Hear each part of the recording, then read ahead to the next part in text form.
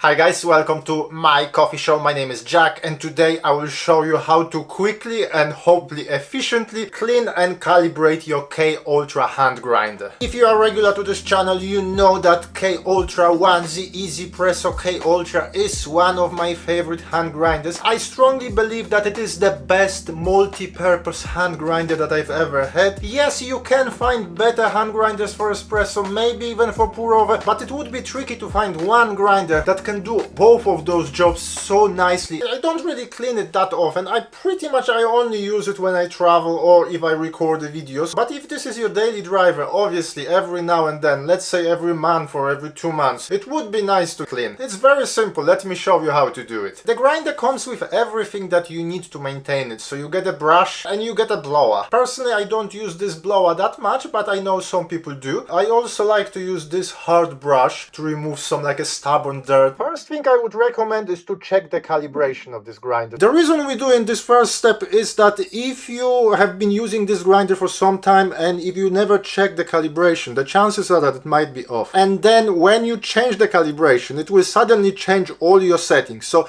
at least I want you to be aware of that. A few clicks here and there for pour over is not important, but for espresso it can change a lot. You can see that white dot here. If you're familiar with K Ultra, the settings are outside. It works within 1 revolution, so you have numbers outside from 0 till 9. That gives you like 100 settings. The spacing between each click is 20 microns. Just a quick reminder here, if we talk about those 20 microns in between each click, that does not mean that it changes the size of coffee particles by 20 microns. 20 microns is just the space in between the bursts, so you move it up or down by 20 microns. So you rotate this ring anti-clockwise until you get towards 0. Don't force it and then just look where that white dot is. What we do next, we need to get access to those bursts, obviously. There is that ring on top that we want to rotate. It might be tricky to do it right now. So what I like to do is to move away from those fine settings into coarse settings. So I rotate it.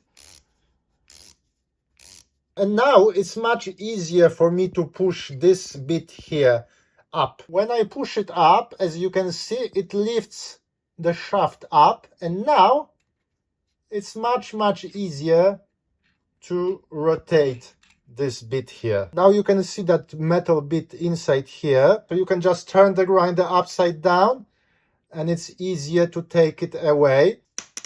There is that bearing inside here that helps to rotate everything, and now just push it down.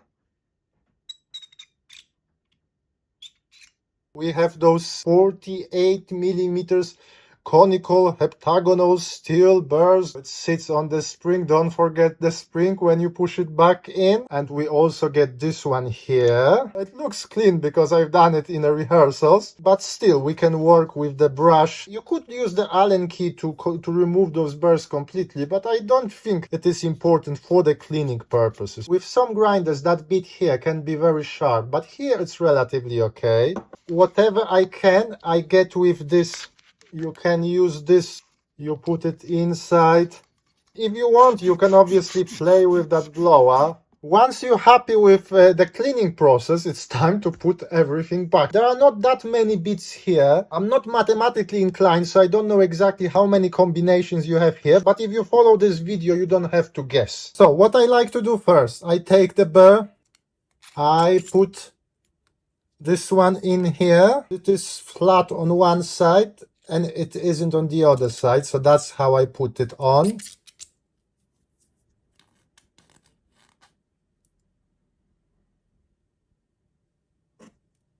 In.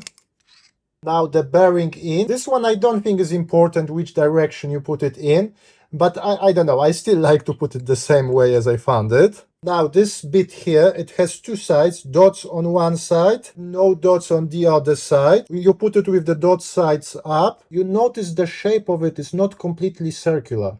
If you look at the shaft here, you may notice there is one flat surface. The rest is rounded. Locate that flat bit. It will only fit one way here. And now you only have that bit here. There are two dots on top and there is like this one bit at the bottom. This one will help with the calibration of the grinder. Again, you press it and then you turn it. Secure it. And now you have it. You have the grinder kind of assembled. The last bit, we check the calibration. My 0 is here, but suddenly that white dot is on this side. So what to do? Again, you move away, you press at the bottom, and you rotate that bit. Maybe 2 clicks, and let's check now. Okay, we're still far away, so move it away, 2 more clicks, move it back towards 0. Okay, we're closing. Now we are halfway there. Okay, so maybe 1, 2, and let's check. And now, have a look, we're dead on 0. If you're too far beyond 0, then you have to move this ring clockwise, and then you go back to the 0. So you probably will have to do a few attempts, but you see how easy it is, and now our calibration is spot on. Then you find your settings wherever they are. For espresso, I'm usually on setting above 2. For pour over, I'm usually between 5.5 and 6.5. And here we have it, guys. Our grinder is fully calibrated. It has been cleaned. It's ready to brew some coffee. If you reach to this part of the video, you may as well click like and consider even subscribing to the channel. Normally what we do, we compare different grinders, different filter baskets, brew methods and so on. We experiment with coffee. We have lots of fun here. But for today, thank you very much for watching. My name is Jack, this is my coffee show, and hopefully I will see you soon. Thank you, bye!